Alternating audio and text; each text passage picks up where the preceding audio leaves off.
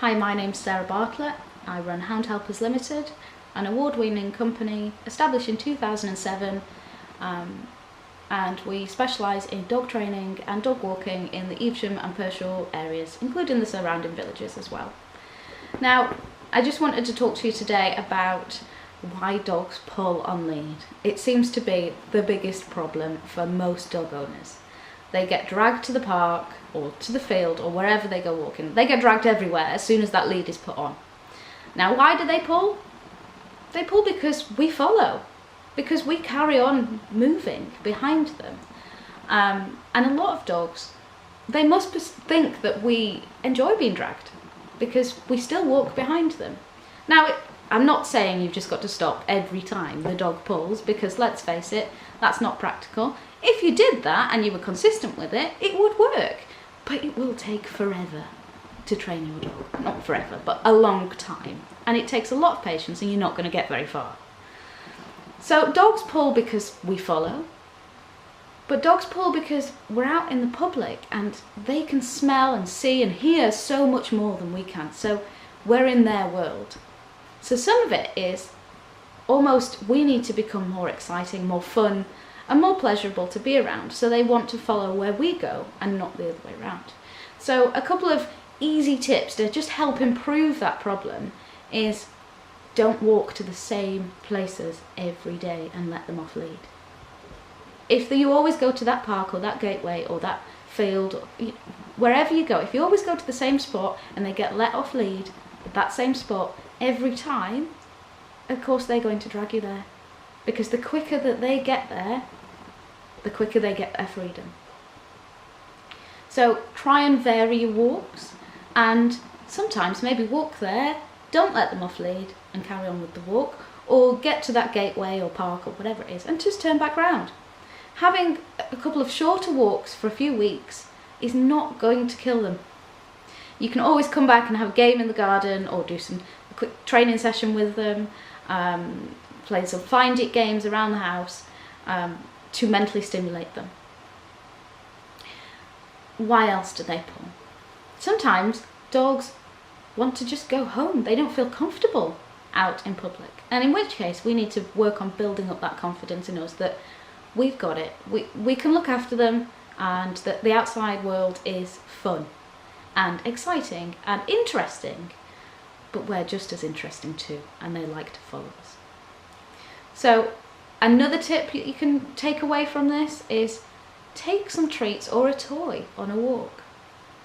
And when I talk about treats, I don't mean their kibble or whatever they get fed every day, day in, day out, or even gravy bones or markies or bonio or whatever you give them at night to say goodnight, or here, have a treat just for being cute. Not that kind of treat. I'm talking about something smelly, something small, probably that's going to get your hands greasy. Chicken, cheese, hot dog, depending on if your dog's got any allergies, of course. Ham, small doses of ham because of the salt content. I quite often use tubes of Primula, which saves my hands getting greasy. Just don't use the cheese and chive version, because chives can be poisonous to dogs. But any of the other varieties of Primula cheese works really well. It's great to have in your pocket.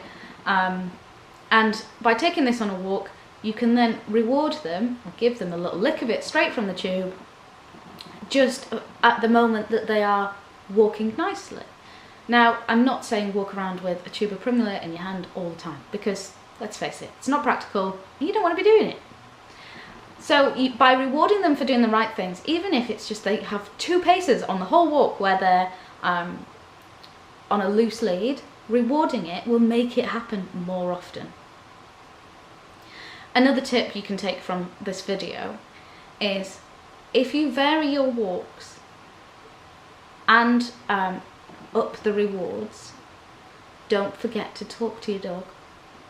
And when I say talk to your dog, I don't mean have a really long conversation with them, because they do zone out. But talk to your dog and tell them they're a good dog when they're doing what you want. And change direction. If you turn around or go a different route, you usually go all the way up this certain lane, well, turn off halfway. And then when they come back to you, when you've not told them that you're turning, you turn, they come back to you. At that moment that they come back to you and they happen to be by your side, give them a reward. What a good boy. Well done, mate. That's what I wanted. And give them a fuss too. Don't forget, we've always got our hands as well.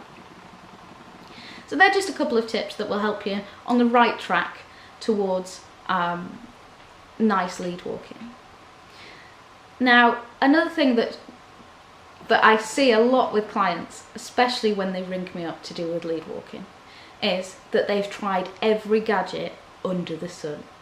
They've tried a head collar or a halty, or they've tried a body harness, or they've tried just on the collar, or they've tried a slit lead or a choke chain, or any of those, or all of them. And usually what they say is, it worked for the first few walks and I thought it was great, and then it just went back to normal. Now this is totally normal. This is the dogs getting used to what the new equipment is, and for the first few walks we think it's great, but we don't reward them for walking nicely. We just rely on the equipment. Eventually the dog learns how to get around it or to pull against it anyway. And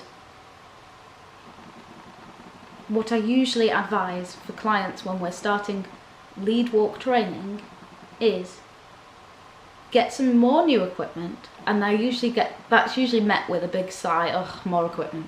I've bought loads. I've got a box full of it. And the reason why I say that is we're then going to train with the new equipment.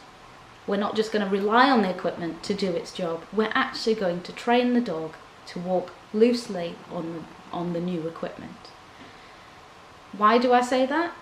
Well, one, it makes life a bit easier, but two, the dog has learned or got an association that of all the walks it's been on the old equipment, whether it's a collar and lead or whether it's a harness that it's always walked, but it's had that many walks with learning to put pressure on that lead. We seem to be very, very good at training dogs to pull on lead, but we don't seem to be as good at training them to not pull on lead. And that's because it's easier sometimes just to carry on walking. And a big part of that is having a destination. We usually have somewhere in mind where we want to go. That park, or quickly get over the road to that gateway where they can let them off lead. And a lot of dogs I see are barely on lead because there's so much hard work.